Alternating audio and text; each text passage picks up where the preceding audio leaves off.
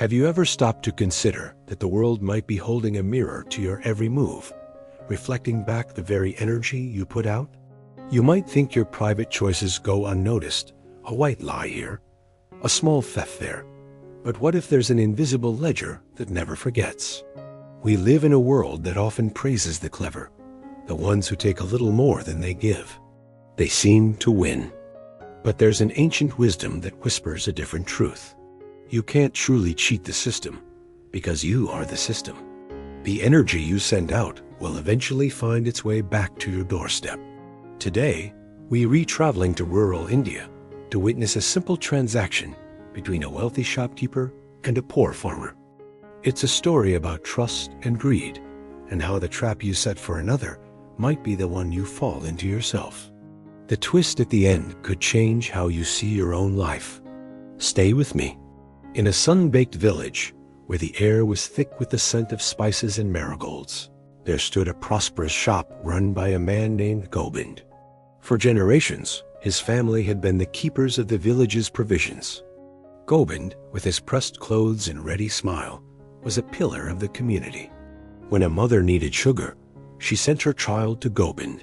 He was trusted implicitly. But trust can be fragile, especially when placed in someone who has forgotten its value. On the edge of the village lived a farmer named Ram. He was a man of few words, his hands permanently etched with soil. He owned 2 water buffaloes, whose milk his wife Gita transformed into the most exquisite butter the village had ever tasted. People would walk miles just to trade for it. For 5 years, an unspoken ritual played out between them. Every morning, Ram would cycle to Gobind's shop with a clay pot wrapped in a damp cloth, containing exactly 1 kilogram of Gita's butter. In return, Gobind would give him a kilogram of wheat. No receipts, no arguments, just a handshake and silent understanding. Greed is a slow poison. It seeps in like fog, numbing your conscience. For years, Gobind had been successful, but success curdled into suspicion. He began to look at customers like Ram, not as neighbors, but as potential thieves. "That Ram," he muttered one morning. "He's always so content. How can a poor farmer be so happy? He must be cheating me." That day, after Ram left, Gobind placed the butter on his scale. The needle wobbled and settled at 900 grams. It was 100 grams short. "Thief!" Gobind roared. "For 5 years, this peasant has been robbing me blind." He stormed off to the village panchayat, the council of elders, demanding justice. He wanted Ram publicly shamed. He wanted compensation for every gram of butter he believed he'd been swindled out of. The village gathered under the great banyan tree. Ram stood in the center, head bowed. Gobind pointed an accusing finger, his voice ringing with indignation. The head of the council, a man named Suraj, whose eyes held the wisdom of 7 decades, raised his hand. The crowd fell silent. "Ram," Suraj said calmly, "Gobind claims your butter has been underweight for 5 years. What do you say?" Ram lifted his head. There was no anger in his eyes, only weariness. "Sir," he began softly, "I am a simple farmer. I do not own a weighing scale." "I never have," Gobind scoffed. "Then how do you measure your butter?" Ram continued, "Every day I receive 1 kilogram of wheat from your shop. That wheat is my measure. At home, I place it on one side of my balance, then cut butter until it matches the weight. For 5 years, Gobindji, I have given you exactly what you have given me." The silence was absolute. If the butter was 900 grams, it was because the wheat Gobind had been giving Ram was also 900 grams.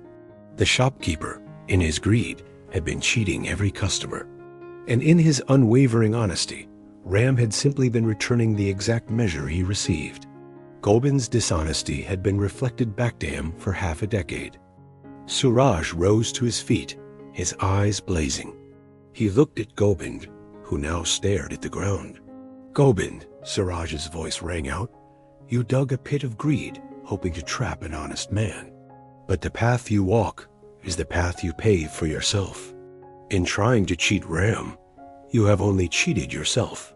You have lost your honor, your name, and your place among us." The council's judgment was swift. Gobind was ordered to repay Ram for 5 years of stolen grain, a debt that emptied his shop. He was banished from the village. Within a month, he was gone. A cautionary tale whispered in the night. Ram and Geeta continued their simple life, their butter still the finest in the village. This story holds a mirror to our own lives. We often celebrate the clever shortcut, the small white lie. We think it's just a small thing. No one will know. But the universe has a different accounting system. It doesn't miss a thing. Your actions are the echo of your future. Gobind thought he was clever, shaving off a few grams.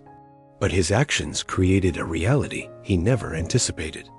He measured others by his own crooked ruler, and in the end, that ruler was used to measure him.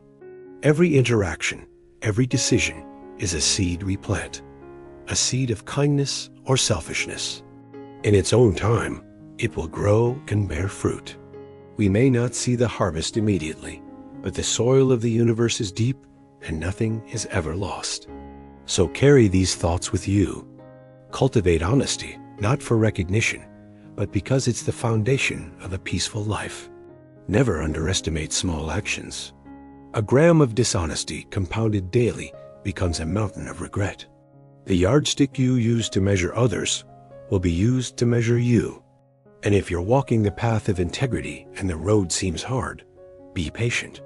The scales are always balancing. Your harvest is coming. Now, I'm curious. Have you ever seen this law of return play out in your life? Share your experience in the comments. Your story might be the lesson someone needs today. If this tale resonated, please hit that like button and subscribe to Daily Tale Dose so you never miss a new perspective.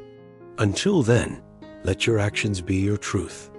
And remember, the world is simply returning to you the echo of your own steps.